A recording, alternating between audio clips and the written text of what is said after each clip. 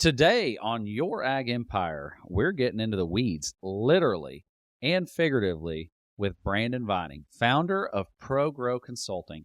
After decades in the retail agronomy world, Brandon saw the system wasn't built to serve the growers.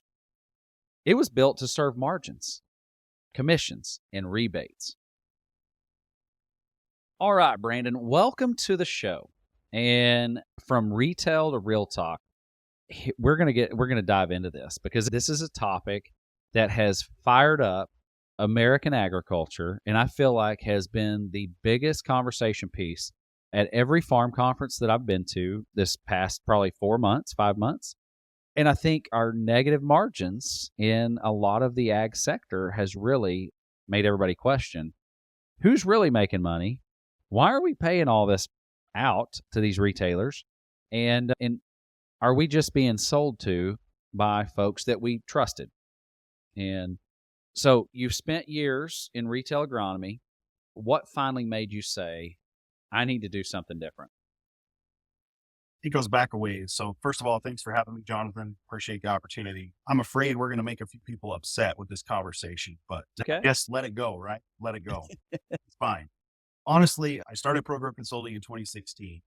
I'd been in retail agronomy since 2001, and I'd been wholesale agronomy, like wholesale chemical rep even before that.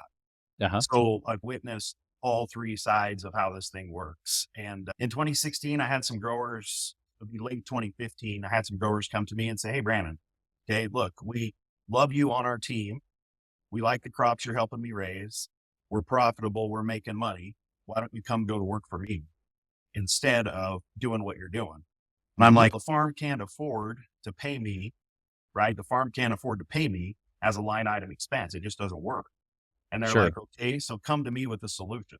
So all of 2015, probably part of 2014, I stewed on it, tried to figure out, okay, what's happening? Why are we doing this? And so in the fall of 2015, I just went to 10 of my accounts at that point and said, hey, look, rather than, I guess, going to work for you, why don't I just go to work for myself? And then you can just pay me for the pieces that I offer. So if it's soil sampling, or if it's tissue sampling, or if it's scouting, or if it's irrigation management, whatever those pieces are, why don't you just pay me for the pieces that are important? And they said, that's fine, but why don't you also help me digest this weird market of ag retail and answer questions for us? And so I ended up being a trusted advisor or a trusted partner for those individual growers. So ag retail shows up and says, hey, I think you need to use this humic acid, or we need to switch from 1152 to this, or we need to do this in addition to what you're doing. I would sit beside the grower on the same time at the table, be able to ask pointed enough questions that the grower was like, hey, that's a good question. Why didn't I think of that? It's not the fact that the grower's uneducated. It's the fact that the grower's trying to do finances, trying to do agronomy, trying to figure out whether to buy a new building, negotiating on a tractor. There's 10,000 things that happen on the farm daily. And those 10,000 things have the grower's attention, and he doesn't have the bandwidth to cover the complexity of the agronomy part. So he likes having the trusted advisor in his pocket who knows that he's not there for the benefit of whoever's trying to sell the product. He's there for the benefit of the farm. Absolutely. Yeah, that kind of plays into exactly what, like, Empire Ag is the same way, whether it was marketing advice, all of that stuff.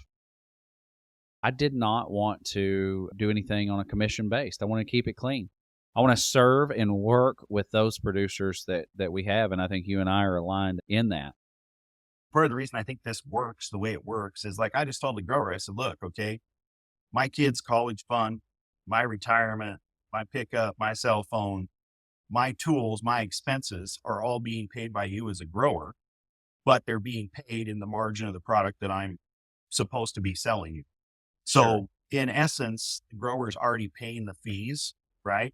But it's in the margin of the product. Now, what happened is when I stepped back and said, okay, hey, what are you going to sell me? Let's just say urea or 32 or 28 solution for, right? I'm like, I don't want any frills. I just want a 28 solution or 32, whatever it is, or urea. And I said, I don't want any frills in it. I just want lowest base dollar price you can do, because I'm going to scout the field. I'm going to schedule the delivery, right? I'm going to figure out where it's going. I'm going to write the recommendation. I'm going to do all these things. So I want base dollar price. As soon as we started doing that, pricing went way down, way more than what I thought was there for margin, especially. And then the grower started saving money. And so the grower started saving money, and they're like, it's actually cheaper for me to line item pay you, Brandon, for what you do for me, and to buy cheaper fertilizer because you're telling me how to mix, how to apply, rates, replant intervals, all of those things. Those are all on my plate now, not ag retail. Yep. Brandon, so what do growers not see behind the curtain when it comes to the commission-based agronomy model? Are you sure you want to get into this part? I know. I'm telling you, this is real talk. Okay, it is definitely real talk. So what happens is, take any ag retailer you want, and they're the true middleman. They're the true middleman when you think about agronomy, or you think about fertilizer, or you think about chemical. They're the true middleman. So they are purchasing product on your behalf as a grower from a distributor or from a manufacturer. Okay. Yep. So those manufacturers are going to Land O'Lakes, CHS, I don't care, Helena, Simplot, doesn't matter. They're going to those guys and saying, hey, why don't you buy urea from me? Or why don't you buy 32 solution from me? Here's the price. Okay. Somebody at those at corporate CHS, corporate Simplot, corporate Helena in Memphis, they say, okay, we're going to buy 100,000 tons of 32, deliver it to these locations. Okay. Once it gets to those locations, then the ag retailer comes to the grower and says, hey, I got a swinging deal on 20 or a swinging deal on 32. Here's the price. Right. And that's, so really and truly, they're the true middleman. They're buying and selling right in the middle. Sure. But what happens is somebody in Memphis, somebody in Minneapolis, somebody somewhere makes a decision, and those decisions are made, and ag retail stuck with whatever that decision was made. Doesn't matter if it was right. Doesn't matter if it was wrong. The decision was made. This is what we're going to pull the trigger. Okay. This is our inventory cost. Go get rid of it. When they go get rid of it, it's marked up again to pay for handling, to pay for delivery, to pay for commission, to pay for all of these other pieces. Those pieces all go back to the middleman, right? And the middleman builds a fertilizer plant, buys application equipment, all of those things with that. But there is profitability at that point. Now, absolutely. Does somebody in Memphis, does somebody in Minneapolis, does somebody in Boise, Idaho, do they really know the struggles that go on at the farm? And do they really know, hey, bought this at the right time, we bought this at the wrong time? Doesn't matter. You're stuck with whatever that purchase price is at the moment they purchase. And I tell you something, Brandon, that I don't want it to sound like we're beating up on every guy that's out there consulting farms, because we have a guy that works for Nutrien. Mm-hmm. He is very good. Mm-hmm. And I feel like he and I have had a lot of these conversations, and it frustrates him. Right. Because I know that I can't cut the brakes that I need to. Right. In order to help these producers. And we're being pushed these proprietary products that they're pushing on us. And so we come up with our own concoction that works. And maybe it's 15, 18, 20, 30 bucks less than what probably they want him to sell. But it's ethically, morally, he feels he has an obligation to sell us what is right, what we need. Absolutely. And his paycheck is dictated on the products that he promotes to you. Okay. Sure. His checks. And so honestly, if he needs to buy milk at the grocery store, he has to sell something that's a profit. And I'm not faulting him for having to sell that. But what I am faulting is the system is broke. Okay. The system is broke because honestly, he's promoting stuff to you that somebody in Loveland, Colorado is telling him that he has to promote to you. Okay. Uh-huh. Now, is it the best product for your particular farm for that particular acre? How does somebody in Loveland know that? Okay. Exactly. Right? Seriously. Yeah. And then the other part of it is too, okay, we're in corporate America. Okay. We're talking about profitability. We're talking about shareholders. We're talking about income. We're talking about all of these pieces that all get discussed in the boardroom. Okay. Sure. It's funded on the farmer's back. Now, I'm not saying everyone in ag retail is bad. I'm saying there's probably 25% of them that are honest, great, It sounds like your guy is perfect, but there is others out there. Take the other extreme. We all know that if there's a good one, there's three bad ones. So we just have to digest it and not get stuck with the guy that dad bought fertilizer from. Go to somebody you trust, somebody you have a relationship with, somebody that's willing to take your side of the conversation first and not theirs. And I think it goes back to, too, what is your goal? If you're farming, let's just say you're traditional corn and beans, wheat, maybe in your rotation. What is your goal? Is it to have the cheapest? Is it to go more the regen ag movement? Is it to cut input cost, increase bottom line? Like, everybody needs to have a goal. And I think sometimes we look at farming more as a lifestyle rather than a business. And I think this is where I have personally worked with you. I feel like the subject matter that we're talking about right here, like, this is in your wheelhouse. Identifying what that producer needs and wants, I think, is huge. Because if it is a lifestyle, that's perfectly fine. And if bottom line doesn't matter, that's fine. Just stick with your same NP and K recommendations, try to blow it out of the water and spend a lot of money and have thin margins, because that's where we're headed. It's where we are right now. And I think what happens is, honestly, it's hard to have a frank conversation with somebody who's trying to sell you something, number one, right? And Yep. it's hard to have that frank conversation that says, look, I know I need a little bit, but do I need all of this that's in this bundle, in this bushel basket that they show up with, right? Sure. How do you as a grower digest everything they're trying to feed you and know what's best for your individual farm? So if you Absolutely. have the relationship with these guys that says, hey, I think we need to do this, or I think we need to do that, I think that discussion's good. And the other part of it is, that's part of the reason I really like Empire Ag, honestly, is because we can have a frank conversation without us telling the sales guy who's going to go to the neighbor's house next, Hmm. this is what I'm struggling with, or this is what I'm thinking. This is what I think I need to do. Now, talk me out of it or talk me into it. And then he runs over to the neighbor and says, hey, Jonathan's thinking about giving away that 320 acres over there. It's just not producing the way he wants it to. Who's the landlord? Sure. And not, you have to be able to have that trust that what you have a conversation with doesn't end up in the neighbor's hands, because we're in a competitive market. We absolutely are. And like you said, we actually had last Thursday, we had a conversation, you and I, and all the producers that were on our call. And this was a big topic, because there is ground that some of the guys have said, we actually netted $28 negative off of that farm per acre. Why are we now in the landlord had come to this particular producer and wanted $50 more an acre?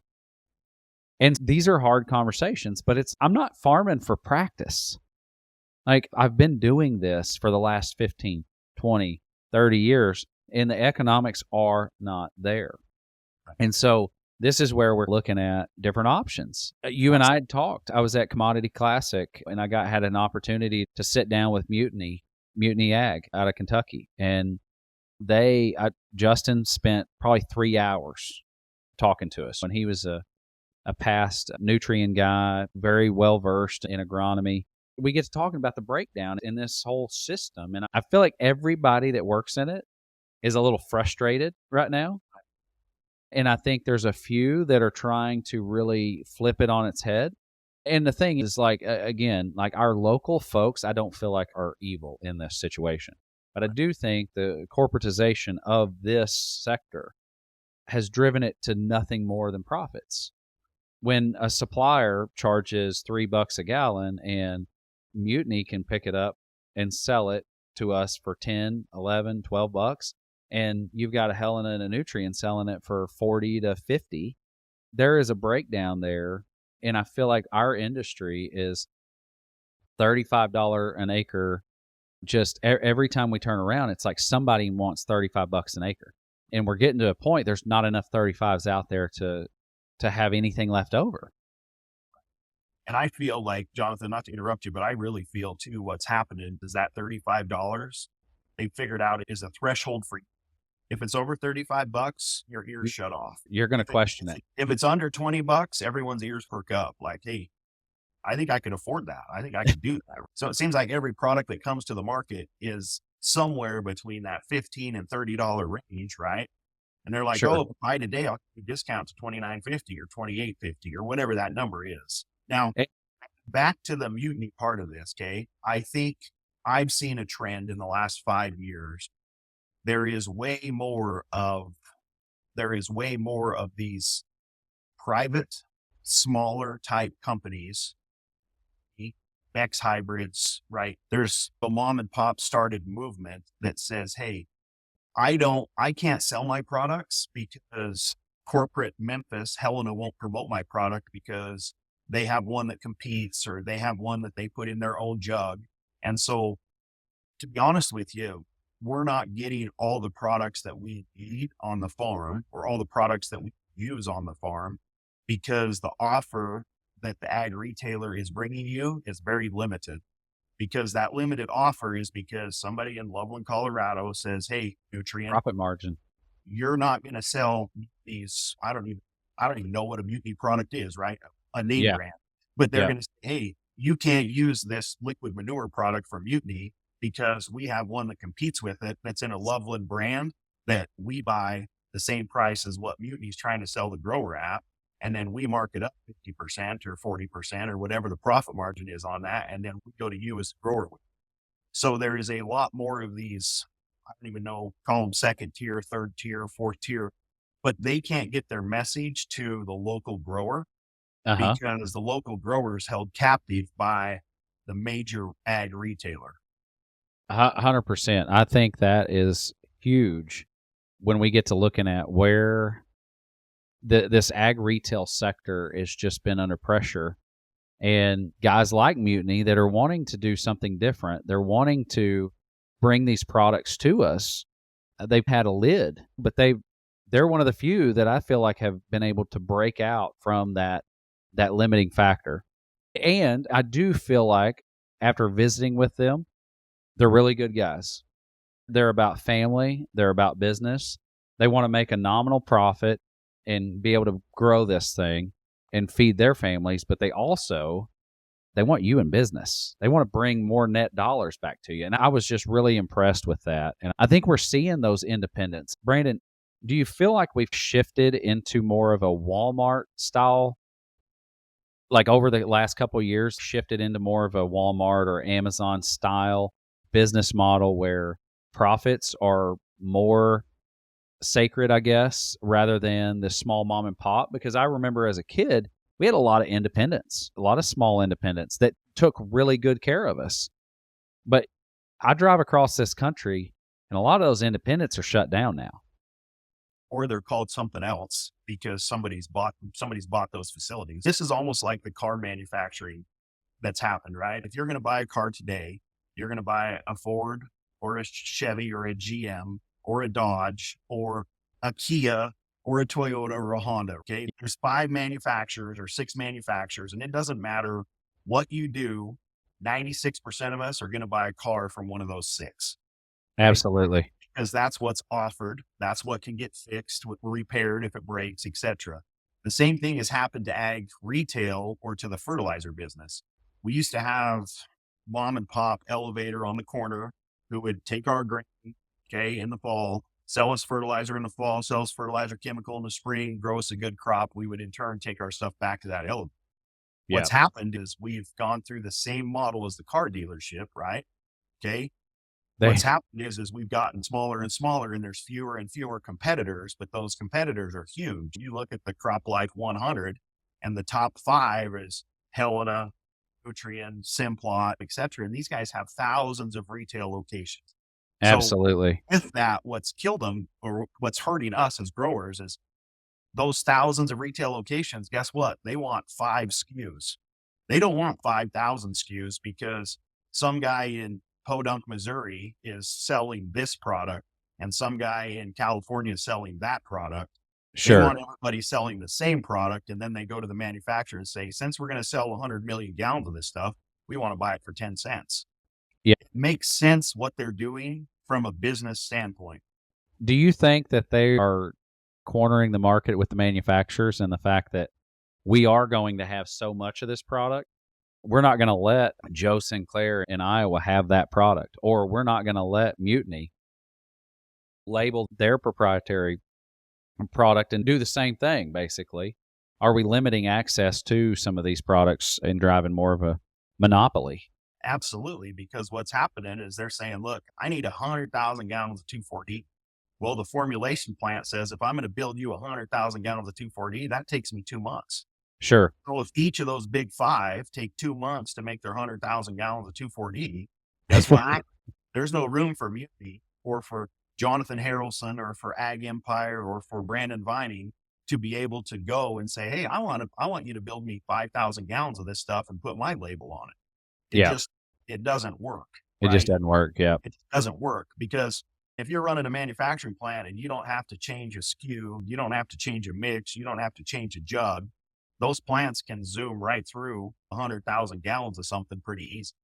But then the other thing that's happening is you've got your Bayers, Syngentas, Cortivas, right? Your big BASFs, your big manufacturing companies. Okay. These big manufacturing companies may develop a product. Absolutely. But they're going to take the product and they're going to prioritize which dealer gets it based on previous history or volume or guarantees or et cetera, because everybody wants to sell. Nobody wants to sell Roundup now, but when Roundup cost $150 a gallon, everybody wanted to sell Roundup. Absolutely. Yeah. It was a big profit item back then. It was. And I think as more of these products become generics, I hate to say, but their competitive advantage kind of drifts. The only thing that they've got on us or any independence is access to capital. They're able to corner the market in the manufacturing side versus on that technology side. And the other part that they're struggling with, I guess we call minor manufacturers or generic manufacturers, is a lot of times these places, they're formulating their product in the same place that the original product is. Right? Sure. Say, for instance, Liberty, we're formulating Liberty, or then we're going to formulate some sort of generic Liberty in the same plant in a different jug because the plant's set up to make Liberty. But what happens is they have to bait Nutrien, Helena, Simplot, CHS, Winfield, etc. They have to bait these bigger companies into buying the generic. But what happens is their hands are tied because these generics are saying, hey, we want you to buy my stuff. You're sitting in corporate Minneapolis at Winfield, and let's just say BASF comes to you and say, in order for you to hit a rebate of 20% that we want to give you on a chemical on Liberty, guess what? You have to stay 96% branded. Okay. So that gives me 4% to gamble with. Who's the lucky devil that gets the 4% of generic stuff? It's going to be cheaper. But if I go 5%, I forfeit $1 million worth of rebate as a big company. So to tell you it's dicey, yeah, it's dicey. Yeah, definitely. It's amazing. We're peeling the layers off this onion and it gets dirtier and dirtier. And especially as we have looked at, the costs have just crept up so much for these producers that we're just gotten to a point where it's just squeezed everybody out. And that's why I think there's a lot of talk about new ways and to farm, new ways to do everything. That's where we'll pause this conversation with Brandon Vining. If you're a grower and you've ever sat across from a rep wondering if their advice serves your land or their commissions, then I hope Brandon's words hit home. In part 2, we'll go even deeper. Regenerative ag, soil fertility, profitability, and how Brandon helps clients navigate the pressures to cut corners. Make sure you're following your ag empire so you don't miss it. We'll see you in part 2.